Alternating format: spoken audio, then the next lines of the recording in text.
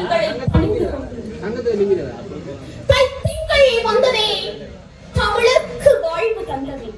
இது கவிஞனின் வாக்கு. ஆனால் இந்த கவிஞனின் இந்த வார்த்தையை, இந்த தைத்திங்கள் தந்த வாழ்வை வடபுலத்து மண்ணிற்கு வற்றாமல் வாரி வழங்கும் அமுது சுரபி எது தெரியுமா? அதுதான் நாம் ஒன்று நின்று கொண்டிருக்கும் இந்த மகா சக்தி இரணைமடி. குளத்தின் ஓசை ஒரு புறம், நூற்றுக்கணக்கான பொங்கல் பானைகளில் இருந்து வழிகின்ற பால் நுரை மறுபுறம். இது வெறும் பொங்கல் விழா அல்ல, இது மண்ணுக்கும் மனிதனுக்கும் இடையிலான 106 ஆண்டு கால பந்தம்.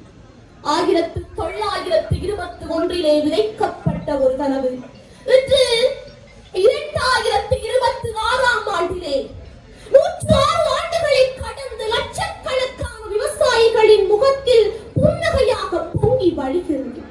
உழவு தொழிலுக்கு வந்தனை செய்ய வந்திருக்கும் இந்த நிகழ்வின் தலைவர் அவர்களே, பிரதம விருந்தினர் அவர்களே, சிறப்பு விருந்தினர்களே, கௌரவ விருந்தினர்களே, ஏனைய நிகழ்வின் அதிதிகளே, பொதுமக்களே, விவசாய பெருந்தகைகளே, உங்கள் அனைவரையும் வணங்கி ஈழத்தின் இதய துடிப்பான இந்த இரணைமடு குளத்தின் அருகில் நின்று எனது உரையை தொடங்குகிறேன்.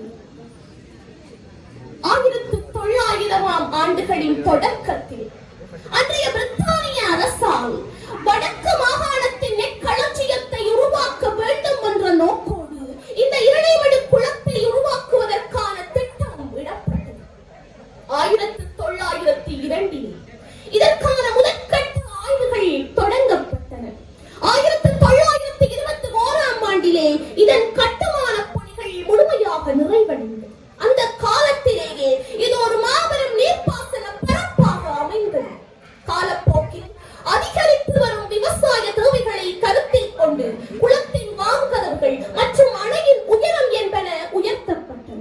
2018ஆம் ஆண்டிலே ஆசிய அபிவிருத்தி வங்கியின் நிதி உதவியுடன் குளத்தின் புனரமைப்பு பணிகள் மிக பாரிய அளவில் முன்னெடுக்கப்பட்டு 36 அடியாக குளத்தின் நீர்மட்டம் உயர்த்தப்பட்டது.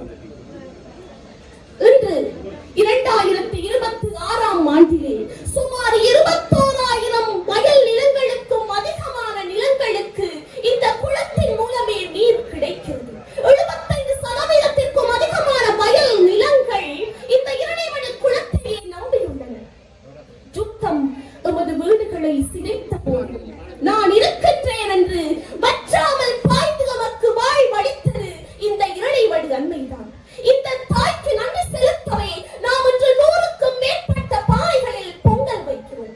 நாம் இன்று வெறும் பொங்கல் விழாவை மாத்திரம் கொண்டாடவில்லை. இந்த இரணைமடு தாயின் 106வது ஆண்டு நிகழ்வையும் மிக பெருமையுடன் கொண்டாடி கொண்டிருக்கிறோம். இந்த 106 ஆண்டுகளில் இரணைமடு செய்த மிக பெரும் சாதனை எது தெரியுமா? அது ஒரு மனிதாபிமான குடியேற்றத்தை உருவாக்கியது.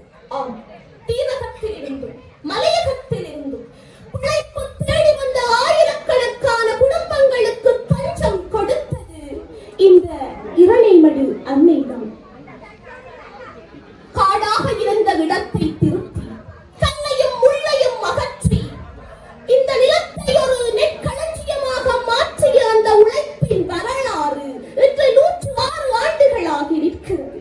இத்தனை ஆண்டுகளில் இரணைமடு அன்னை எத்தனை இடங்களை கண்டிருப்பாள். யுத்த காலத்தில் எத்தனையோ தடவைகள் இந்த குளக்கட்டுக்கள் அதிர வைக்கப்பட்டன. வயல்கள் கருகி வறண்ட பூமியாக இந்த நிலம் இருந்த பொழுது தன் மடியிலே நீரை தாக்கி வைத்து தனது பிள்ளைகளின் வருகைக்காக காத்திருந்தாள் இந்த அன்னை. 2018 குளத்தின் புனரமைப்புகள் மேற்கொள்ளப்பட்டு வான்கதவுகள் மற்றும் குளத்தின் கொள்ளளவு என்பது அதிகரிக்கப்பட்ட போது இது இந்த மண்ணின் ஒரு மறு துறப்பாக அமைந்தது.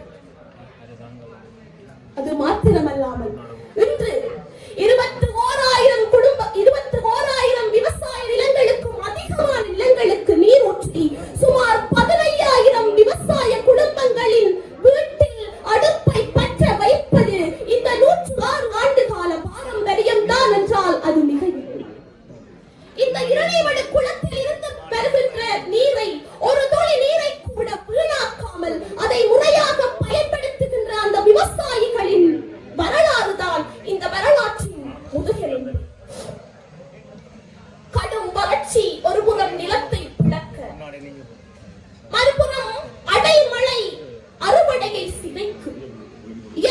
சதி செய்தாலும் அரசு கைவிட்டாலும் சோர்ந்து போய் மூலையில் அமர்ந்து விடாமல் உழைப்பு விதி விதைத்தால் உழைப்பு விளையும் என்று எண்ணி எண்ணி வயலில் இறங்கும் ஒரு உழவன், ஒரு போராளி.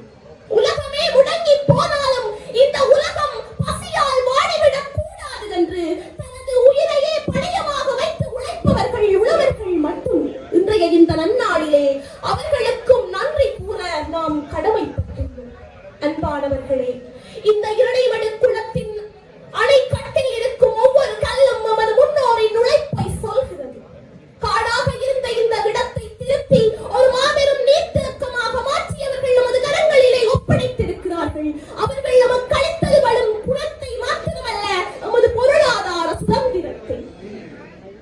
எனவே அவர்கள் அளித்த இந்த குளத்தை பாதுகாத்து நமது எதிர்கால சந்ததியினருக்கும் ஒரு முறையான பாதுகாப்பான மண்ணை, ஒரு வளமான மண்ணை கையளிப்போம் என்று கூறி உங்களிடம் இருந்து விடைபெறுகிறேன். நன்றி.